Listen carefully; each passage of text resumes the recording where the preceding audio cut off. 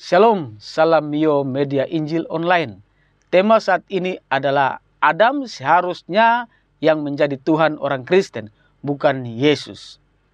Inilah yang sering dikatakan oleh kaum mualaf atau sebagian dari orang Muslim.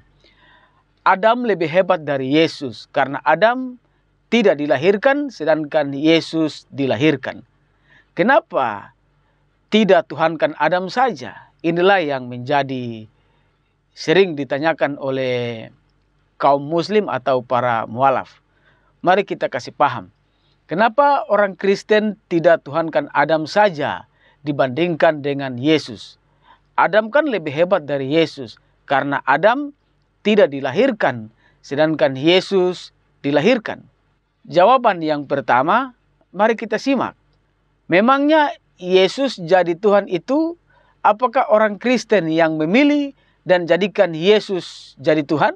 Sehingga kalau dibandingkan dengan Adam, rasanya Adam lebih hebat. Karena keberadaan Adam di dunia ini lebih ajaib dibandingkan Yesus. Karena Adam tidak dilahirkan, sedangkan Yesus dilahirkan. Begitukah pemikirannya? Kalau Tuhan itu manusia yang memilih berdasarkan kehebatannya dan keajaibannya, maka dipastikan Adam kalah jauh dari malaikat. Seharusnya malaikatlah yang harus dipilih oleh orang Kristen untuk dijadikan Tuhan, bukan Adam. Karena Adam sudah pasti kalah jauh dari malaikat.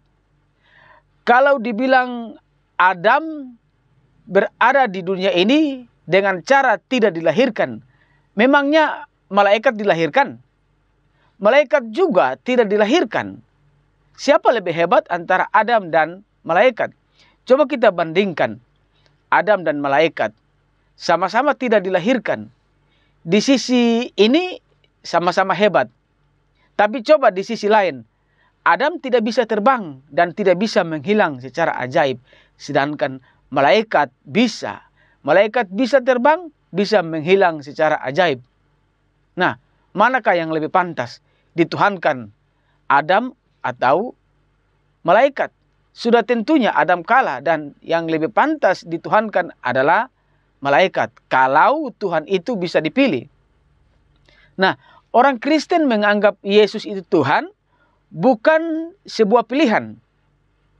Jadi kita harus ingat, Yesus sebagai Tuhan itu bukan pilihan orang Kristen, bos.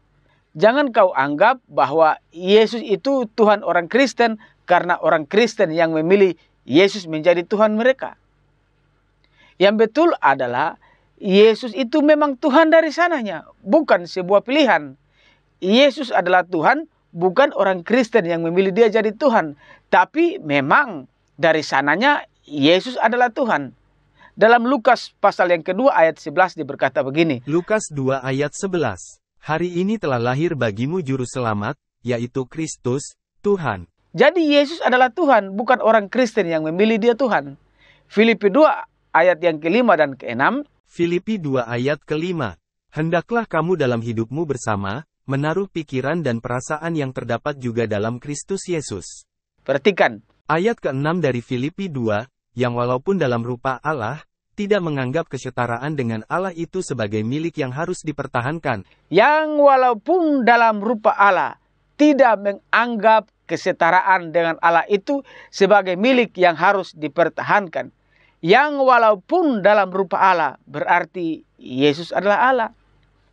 Jadi Yesus adalah Tuhan itu bukan sebuah pilihan orang Kristen, tapi dia memang adalah Tuhan. Emangnya caleg harus dipilih? Adam itu bukan Tuhan, terus kenapa disuruh harus kita tuhankan dia? Yang kedua, kalau dibilang Adam lebih hebat karena Adam tidak dilahirkan, sedangkan Yesus dilahirkan. Coba mari kita review. Adam tidak beribu dan berayah. Ya, betul. Sedangkan Yesus punya ibu dan juga punya ayah. Apakah itu keajaiban Adam berada di dunia ini dan itu dikatakan lebih hebat dari Yesus? Jadi kau pikir Adam lahir tanpa ayah dan ibu, sedangkan Yesus lahir melalui ayah dan ibu? Salah. Yesus lahir dari Roh Kudus. Matius 1 pada ayat yang ke-18. Matius 1 ayat 18. Kelahiran Yesus Kristus adalah seperti berikut. Pada waktu Maria, Ibunya, bertunangan dengan Yusuf, ternyata ia mengandung dari Roh Kudus, sebelum mereka hidup sebagai suami istri. Jadi, Maria memang mengandung dan melahirkan Yesus, tapi itu bukan hasil hubungan suami istri. Yesus lahir dari Roh Kudus. Maria hanya dipakai kandungannya. Itu artinya Yesus pun sama, tidak berayah dan pun tidak beribu. Apakah Yesus kalah dari Adam yang tidak berayah dan beribu? Tentu tidak kan? Yesus juga datang ke dunia tanpa ayah, tanpa ibu.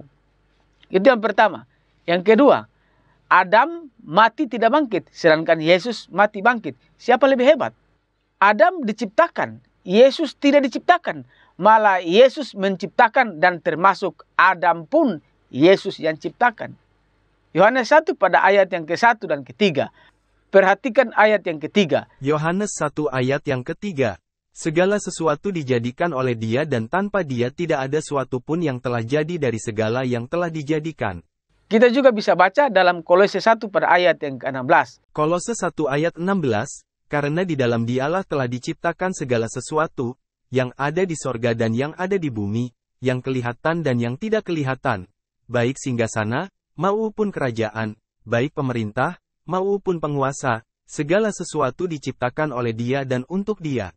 Segala sesuatu diciptakan oleh Yesus. Karena segala sesuatu itu mengandung semuanya, maka termasuk Adam pun Yesus ciptakan.